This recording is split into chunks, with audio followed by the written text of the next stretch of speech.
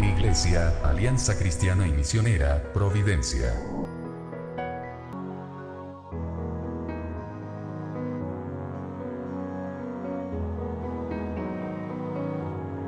Les esperamos en Avenida General Bustamante 60, Providencia. Síguenos en Asin Providencia.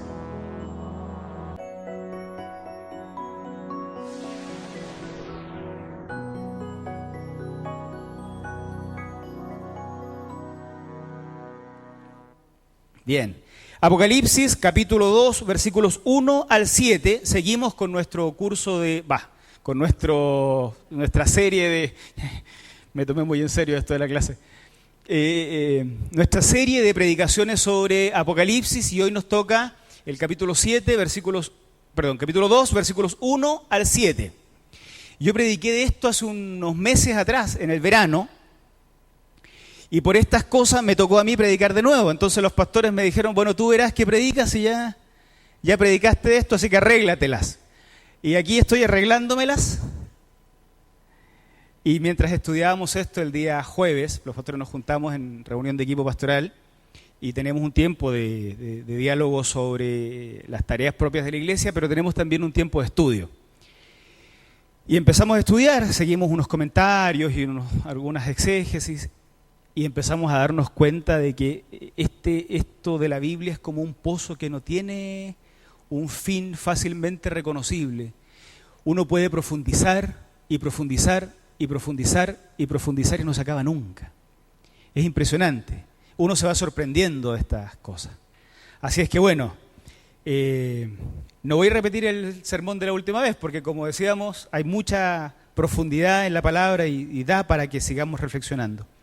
En el capítulo 2, versículos 1 al 7, que ustedes tienen en la proyección, dice así: Escribe al ángel de la iglesia en Éfeso, el que tiene las 7 estrellas en su diestra, el que camina en medio de los 7 candelabros de oro, dice esto: Yo conozco tus obras, tu arduo trabajo, tu perseverancia, y que no puedes soportar a los malos.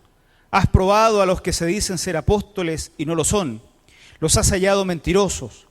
Has sufrido, has sido perseverante, has trabajado arduamente por amor de mi nombre y no has desmayado.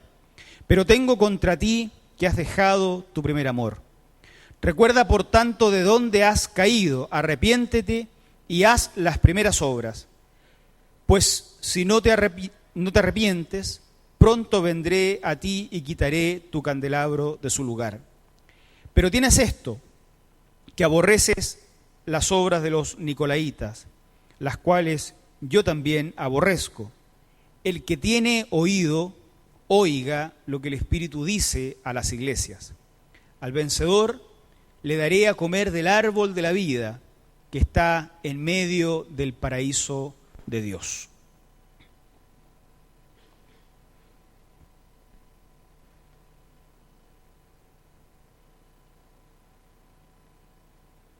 Escribe al ángel de la iglesia en Éfeso. El libro de Apocalipsis, decíamos ya, o hemos venido diciendo hace un tiempo, está lleno de imágenes, llena de símbolos que tienen que ser interpretados buscando un sentido más profundo que aquel que aparece en la superficie. En los sermones de las semanas anteriores se nos informaba que que se pasea en medio de los candelabros y en medio de las estrellas es quien entrega esta visión a Juan. Y entrega un mensaje a las 7 iglesias de Asia. El número 7 tiene un valor diferente al que uno pudiera darle en la cultura occidental. El número 7, lo hemos escuchado seguramente en muchas ocasiones, que se le llama el número de la perfección, el número de la completud, el número de la totalidad. En realidad es eso, es un número que habla de la totalidad. Escribe a las 7 iglesias de Asia, no significa que haya solo 7 iglesias en Asia, había muchas más. Pero es una forma de decir, escribe a la totalidad de las iglesias, o escribe a la iglesia en toda Asia. Número 7, totalidad. Algo parecido vamos a encontrar con el número 1000, con el número 40, con el número 12, con el 144, con el etcétera. Varios números que tienen un sentido, 666, ahí me adelanto un poco, que tienen sentidos más bien simbólicos. Y vamos a tener que ir, y esa es la tarea, ¿no? Ir descubriendo, buceando un poquito, para descubrir qué entendieron esos primeros cristianos cuando leyeron esto, y después aplicarlo a nuestra realidad en el Chile del siglo XXI. ¿Qué es el ángel de la iglesia? Escribe al ángel de la iglesia. Si ustedes miran en el capítulo 1, versículo 20, capítulo 1, versículo 20, que correspondía al sermón de la semana pasada, el pastor Rudy algo nos explicaba de esto, leemos lo siguiente: respecto al misterio de las 7 estrellas que has visto en mi diestra y de los 7 candelabros de oro, las 7 estrellas son los ángeles de las 7 iglesias y los 7 candelabros que has visto son las 7 iglesias. La semana pasada el pastor Rudy ponía énfasis en esto. Juan, el visionario, se da vuelta para ver quién es el que le habla, y en medio de 7 candelabros, en medio de 7 estrellas, había uno que se movía.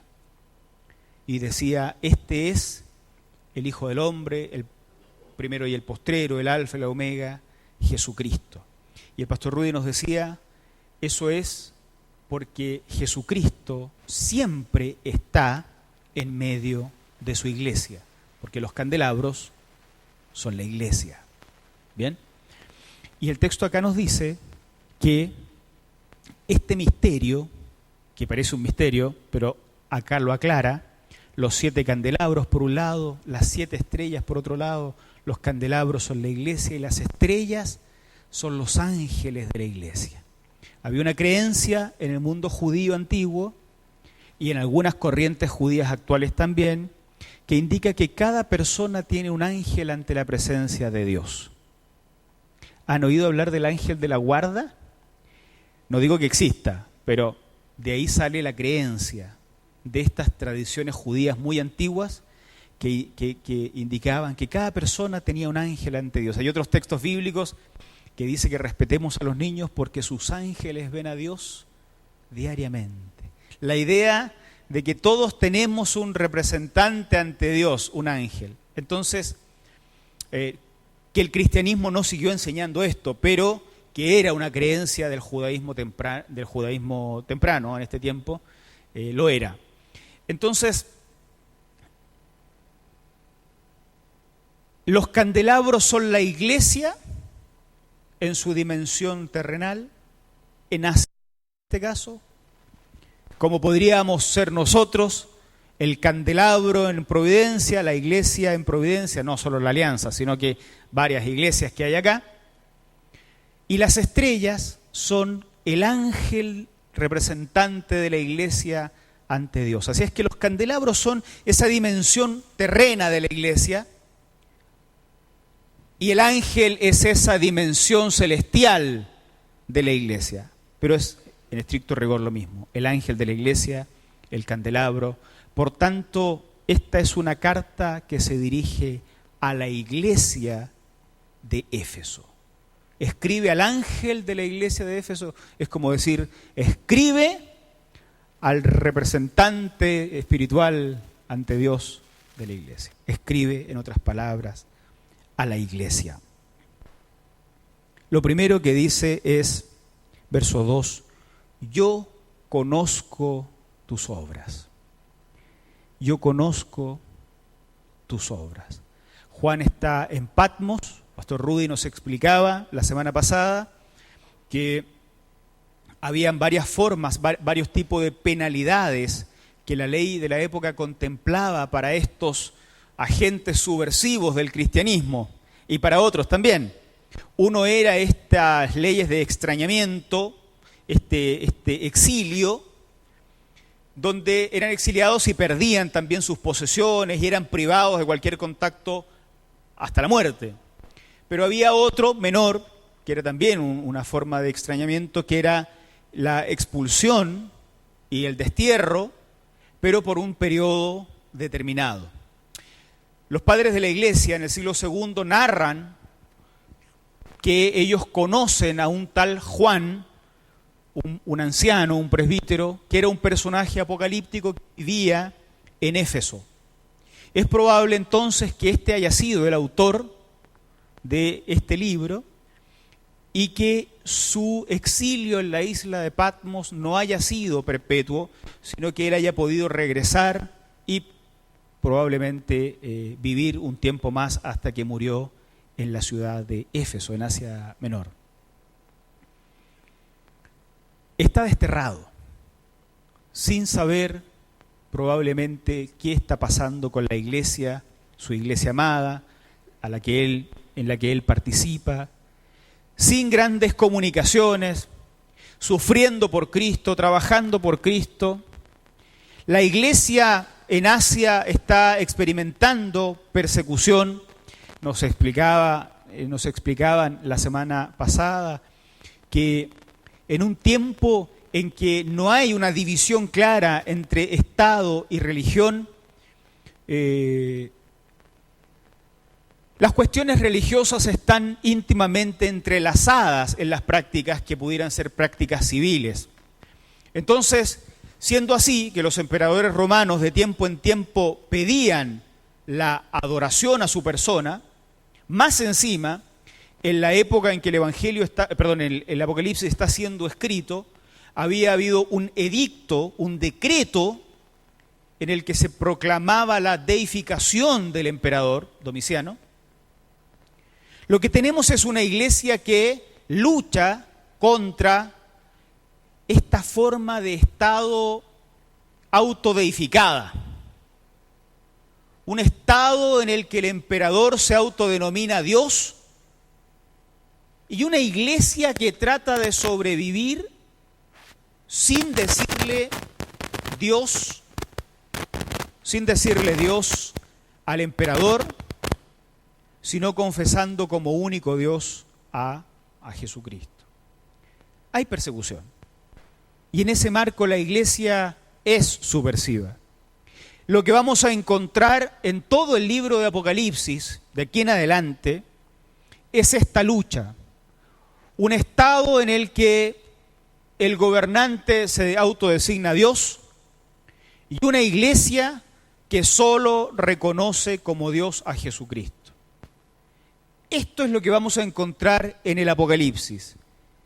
Por un lado, un cordero, la imagen con la que se describe a Jesucristo, y por otro lado, esta serie de monstruos, las imágenes con las que se describe al Estado que se autodefine como Dios. Una iglesia perseguida y amenazada. Unos monstruos que la devoran, que la consumen, que la persiguen. La iglesia perseguida hace muchas cosas por la obra de Dios, pero nunca recibe un reconocimiento.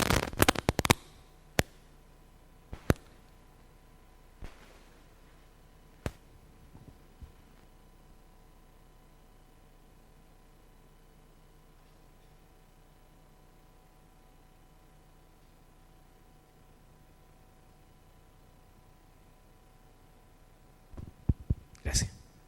Señales de los últimos tiempos, ¿viste? Se apagan las pilas en la mitad de la... Gracias, hermanos queridos. Entonces, ¿qué sabe el resto? ¿Qué reconocimiento puede tener alguien que está viviendo la fe en las peores condiciones, pero escondido, perseguido? ¿Cuánto servicio hacen al Señor ustedes en sus casas, en sus trabajos? Y nosotros, el liderazgo de la iglesia, no sabemos. No les vamos a dar nunca un aplauso. viven luchas en la universidad, en sus trabajos, en el mundo de la política, y ni nos enteramos y ni nos vamos a enterar. ¿Cuánto más una iglesia perseguida que sirve al Señor sin poder decirle a nadie que está sirviendo al Señor, porque están escapando muchas veces? El primer mensaje que reciben es: yo conozco tus obras. Puede desconocerle al pastor de la iglesia, puede desconocerla el liderazgo, puede desconocerla el resto de la cristiandad, pero el que está en medio de los candelabros, Jesucristo, el que se mueve en medio de su iglesia, le dice a la iglesia en Éfeso: yo sí conozco tus obras. A veces esto es intimidante, ¿no?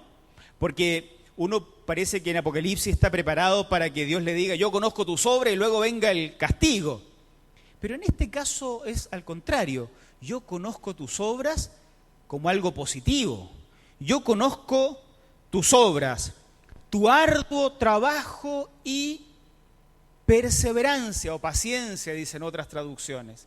Tu arduo trabajo y perseverancia.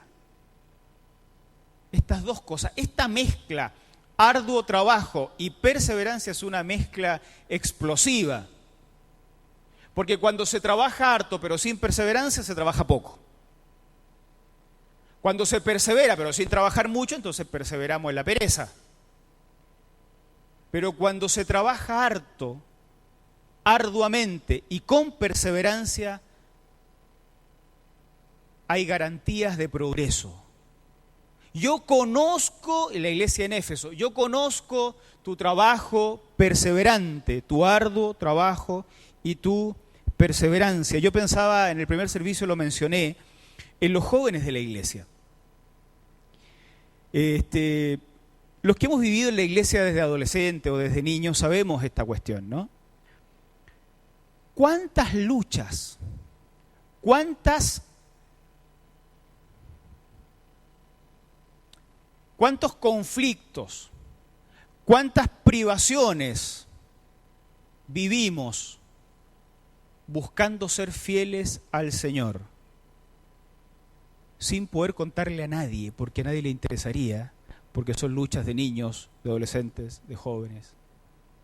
¿Cuántas negaciones por buscar ser fieles a Dios? Y nadie lo sabe.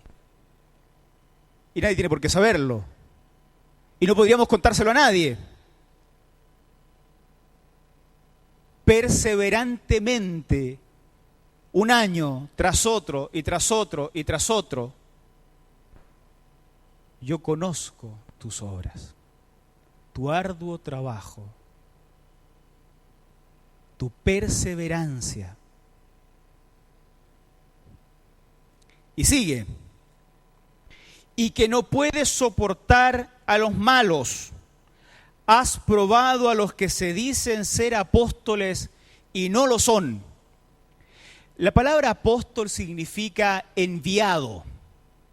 Esta es una iglesia en la que, igual como pasa en las iglesias de hoy y en el mundo cristiano de hoy, aparecen por todos lados los que dicen: yo soy enviado del Señor. A mí el Señor me dijo, a mí el Señor me envió, el Señor me llamó, el Señor me convocó. Bueno, a la iglesia de Éfeso le pasaba lo mismo, y el Señor los aplaude, le dice: yo conozco tus obras, conozco que has probado a los que decían falsamente que habían sido enviados por el Señor. Y los has hallado mentirosos, o sea, tuvieron la capacidad de discernir adecuadamente a quienes los estaban engañando. Era una iglesia de arduo trabajo, era una iglesia también de discernimiento. Has sufrido, otra vez, has sido perseverante, has trabajado arduamente por amor de mi nombre y no has desmayado.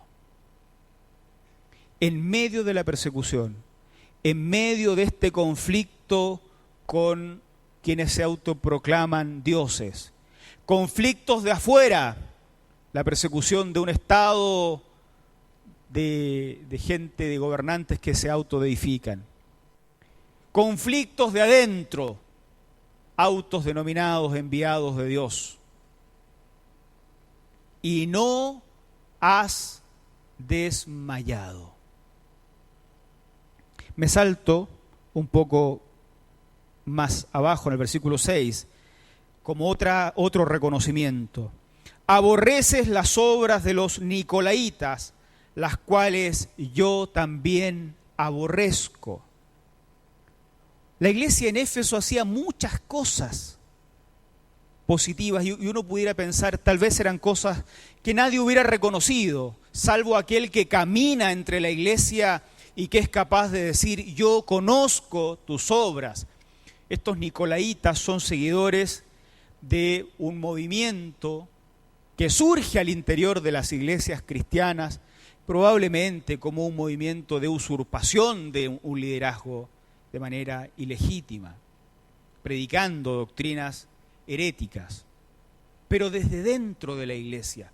No todo lo que surge como movimiento desde dentro de la iglesia es de Dios.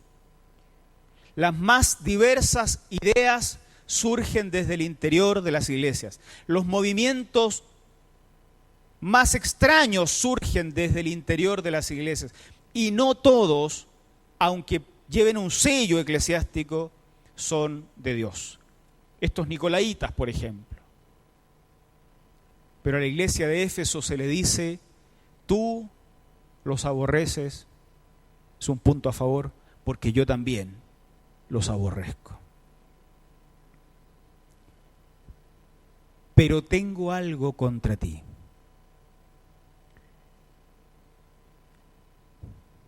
Versículo 4. Tengo contra ti que has dejado tu primer amor. Cuando prediqué de esto hace algunos meses atrás, yo decía que este primer amor no es un amor primero en un sentido cronológico, no es el primero de un segundo, tercero, cuarto o quinto amor, sino que se refiere al amor de los amores, al amor que subordina a todos los demás amores que coexisten. Esto es el amor primero, el amor principal. ¿Qué está pasando en la iglesia en Éfeso? Yo conozco tus obras, que hasta este punto fuiste perseverante, que has sufrido hasta este momento, que fuiste generoso, que tuviste un discernimiento excepcional, al punto de que has considerado malos a los malos. Te quisieron engañar, pero no caíste en el engaño, estos falsos apóstoles, falsos enviados de Dios. Los nicolaitas, que surgen como un movimiento interno tan potente y tú lograste descubrir que no eran lo que Dios quería y los rechazaste, y yo también los rechacé, dice el Señor. Pero, ¿qué ha pasado ahora? Algo se descentró de tal forma que ya no estás haciendo las cosas que hacías con la intención adecuada. Mientras estudiábamos esto con el equipo pastoral, el pastor Soto decía, esto, decía, yo lo veo como cuando uno quiere ayudar a alguien y hace una olla común para dar comida. Y al comienzo se le echa harto poroto, harto fideo, harto caldo Maggi, pero después de algunos meses ya no hay tanto poroto, menos fideo y ya no le echa caldo Maggi. Y carnecita tampoco. Y hacemos lo mismo, pero sin amor. Y es eso, parece. La iglesia en Éfeso hasta este punto era una iglesia sobre la cual había que decir muchas cosas buenas. No hay una crítica en el sentido que haya dejado de hacer lo que estaba haciendo, pero parece que dejó de hacerlo con el amor que tenía que hacerlo. Es probable, por eso digo, que se descentrara. Y cuando se descentra, cuando el amor de Jesucristo deja de ser el centro, entonces todas las demás cosas que hacemos comienzan a perder su razón de ser, comienzan a ser inadecuadas. Fíjese que el cristianismo no va a poner nunca en el día de hoy en la balanza el amor entre el novio y la iglesia, la novia y la iglesia, la familia, los hijos y la iglesia. Ni tampoco Cristo, así como o Cristo o la familia.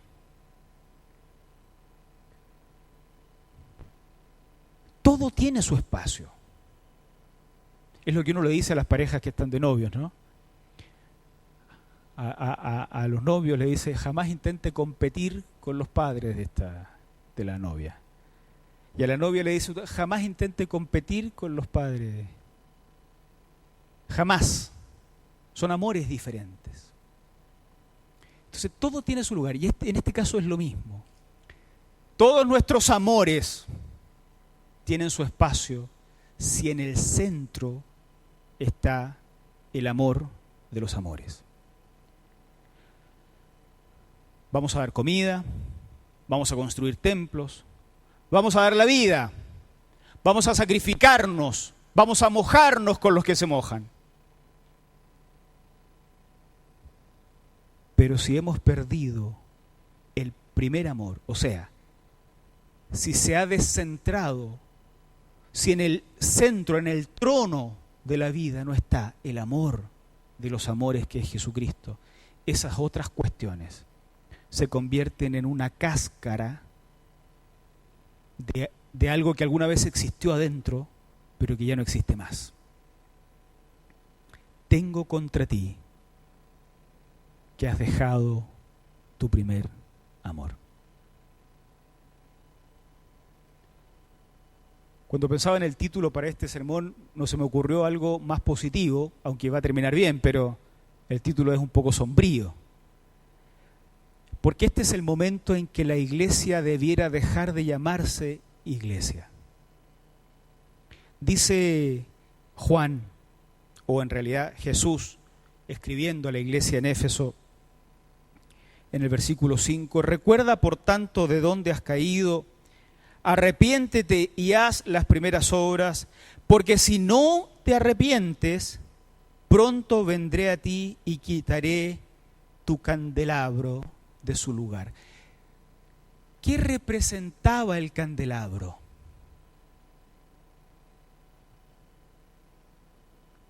$1.20. ¿Qué era? La iglesia. Quitar el candelabro de su lugar es hacer que desaparezca la iglesia. ¿Qué queda cuando desaparece la iglesia? El resto. La organización, la denominación, la corporación, los templos, los reglamentos, las estructuras, la organización eclesiástica, pastores, lo que ustedes quieran, todos quedamos acá. Pero esto ya no es una iglesia. Llámenle como se les antoja. Llamémosle como queramos. Club deportivo, club religioso, obra filantrópica, todo lo que quieran. Y todo puede ser aplaudible, pero ya no es un candelero. Ya no es. ¿Cuándo deja de ser un candelero? Cuando estas cosas que se hacen teniendo como centro otra cuestión que no es el amor primero, Jesucristo. Arrepiéntete de donde has caído y vuelve a hacer las cosas que hacías antes. O sea, vuelve a tener discernimiento, vuelve a sufrir cuando haya que sufrir, vuelve a analizar a esta gente que se autodenomina enviados de Dios y vuelve a rechazarlos. Vuelve a analizar a los nicolaitas que surgen para usurpar liderazgo y vuelve a rechazarlos. Pero empieza a hacerlo como lo hacías antes, con amor. Pero no el amor del sentimiento y de la sensación. Con amor en el sentido de, con el amor de Cristo como centro. Porque si eso no pasa, vamos a tener que cambiarnos el nombre. ya no somos pueblo de Dios. Ya no somos el candelabro en medio del cual el alfa y la omega se mueve. Ahora, esto no lo dice, aunque parezca así, esto no lo dice el alfa y la omega para destruirnos, sino que lo dice para redireccionar a la iglesia en Éfeso. Fíjense que en el siglo II, después de Cristo, un obispo de Antioquía, Ignacio se llamaba, escribe una carta a la iglesia de Éfeso y los felicita por cómo se han comportado, lo que significa que finalmente esta carta tuvo resultado positivo. La iglesia en Éfeso cambió su actitud. Como les digo, algunas décadas más tarde Ignacio de Antioquía escribe una carta pastoral y les dice, y habla muy bien de lo que ellos están haciendo. Lo que está diciendo acá el Señor tiene la intención de redireccionar a su iglesia. Arrepiéntete de donde has caído. Vuelve a hacer las cosas que hacías antes. Toma otro camino, el camino adecuado. No está diciendo, ok, se acabó tu tiempo, ya no hay nada más que hacer y destruimos toda esta cuestión y el candelabro se apaga. Está dando una nueva oportunidad para que la iglesia sea iglesia. Y eso es también el mensaje para nosotros. La presencia de Jesús entre los candelabros significa la presencia de Jesús en medio de la iglesia. Por eso el pastor Rudy nos decía la semana pasada que donde la iglesia mire, lo que debiera encontrar siempre es a Jesucristo. Que en medio de la persecución, de la lucha, de la frustración y en medio de la persecución, del aparente fracaso, el que está en medio de nosotros es siempre el Señor Jesucristo. Nunca vamos a estar solos. Aunque estemos en una isla como Patmos, desterrados a causa del Evangelio, siempre va a estar con nosotros. Esa presencia de Jesús frecuentemente es para consolarnos. Pero adicionalmente, en algunos casos, es para redireccionarnos. Para que corrijamos el camino. Porque si hay algo que el Señor no quiere es que tú y yo dejemos de ser iglesia. Ustedes me preguntarán, ¿cómo puede suceder eso? La teología se ha partido la cabeza durante 2000 años tratando de determinar eso. Por eso el lenguaje bíblico es un lenguaje mucho más profundo que el que la teología logra entender. Pero acá está esta declaración potente. Si la iglesia que ha equivocado el camino, si el creyente que ha equivocado el camino, si el creyente que ha dejado su primer amor y lo ha convertido en el amor segundo o tercero, no enmienda el camino, ese candelabro que es la iglesia será quitado de su lugar. Y en su lugar quedará lo que nosotros quisiéramos construir. Una linda fundación, una linda religión, una linda obra filantrópica, una gran corporación, una buena denominación, pero no una iglesia. No queremos eso. No queremos eso. Volvamos, arrepintámonos y volvamos al centro de la vida de la iglesia, que es Jesucristo. Y entonces las mojadas que nos mandamos para venir al culto, las trasnochadas del eje y de alma y de M y de N,